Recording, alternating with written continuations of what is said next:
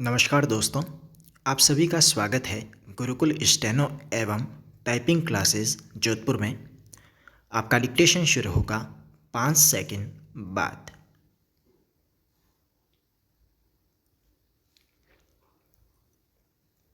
शुरू। एक होनहार नौजवान के लिए अपने देश की सेवा करना प्रथम कर्तव्य है। सच तो यह है कि यदि उसने अपने जन्म स्थान का झंडा ऊंचा न किया तो उसका जन्म ही व्यर्थ है। ऐसा कार्य करने में चाहे सारी जायदाद या जीविका जाती रहे, पर दृढ़ता को नहीं छोड़ना चाहिए। ऐसा कार्य वे ही कर सकते हैं जो शक्तिशाली और हिम्मतवर हैं। किसी दृष्टात्मा को केवल प्रणाम या दंडवत करने या उनके सामने थर थर कांपने से काम नहीं चलता। ऐसा करने से तो अपनी ही दुर्दशा होगी। वह तो अपनी दुष्टता से हरगिज बाज नहीं आएगी।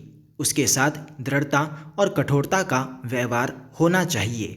छापे खाने में समाचार पत्र तथा इश्तिहार आदि सभी चीज़ें छपती हैं। समाचार पत्रों में खबर भेजने वाले को संवाददाता कहते हैं। ये अपने दफ्तर को देश का सारा काम संक्षेप में भेजते हैं।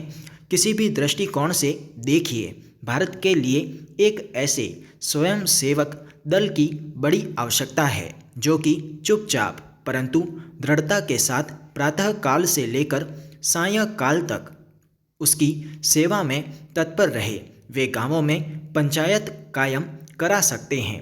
उनके फसलों को झुंड के झुंड घूमते हुए जीव जंतु से रक्षा कर सकते हैं तथा उनकी बुरी आदतों से बचा सकते हैं। वे लोग बड़ी बड़ी तबीयत के होते हैं। आफत का सामना करने में जरा भी नहीं डगमगाते तथा बड़ी तत्परता से तत्काल ही उसका सामना करने के लिए तैयार हो जाते हैं। वे किसी का तिरस्कार नहीं करते बल्कि नम्रतापूर्वक नमस्कार करके ही बातें करते हैं। यही नहीं, वे किसी सभा सोसाइटी आदि को नियमावली बनाने, किसी बात की तहकीकात करने, निर्वाचन के लिए निर्वाचकों की सूची तैयार करने में भी सहायता देते हैं। पैरा। वंदे मातरम हमारा राष्ट्रीय गीत है। इसे सर्वव्यापी बनाना हमारा कर्तव्य है। इसको प्रचलित करने में चाहे जो कठिनाइयाँ उठानी पड़े, सबको खुशी खुशी झेलनी चाहिए। यह किसी के लिए भी बिल्कुल ही अस्वाभाविक होगा कि वह इसमें सम्मिलित न हो। इसको सुरक्षित रखने में ही हमारी भलाई है। भारत के सबसे बड़े अधिकारी को राष्ट्रपति कहते हैं।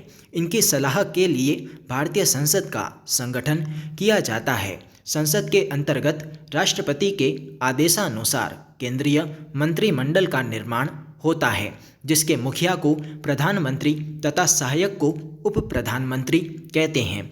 इनका हर 5 साल में जनता द्वारा निर्वाचन होता है। राष्ट्रपति के आदेश पर राज्यों में राज्यपाल तथा गवर्नर कार्य करते हैं। भारतीय संविधान के अनुसार भारत संघ के प्रमुख अधिकारी एवं संघ सरकार के मुख्य या अध्यक्ष को प्रेसिडेंट या राष्ट्रपति कहते हैं। इन्हीं की देखरेख में भारतीय संघ का शासन कार्य संचालित होता है। राष्ट्रपति के आदेशानुसार वयस्क या बालिग मताधिकार के आधार पर भारतीय संसद के सदस्यों का चुनाव होता है। बहुमत वाले दल को राष्ट्रपति मंत्रिमंडल या मंत्रिपरिषद बनाने को आमंत्रित करते हैं। पैरा।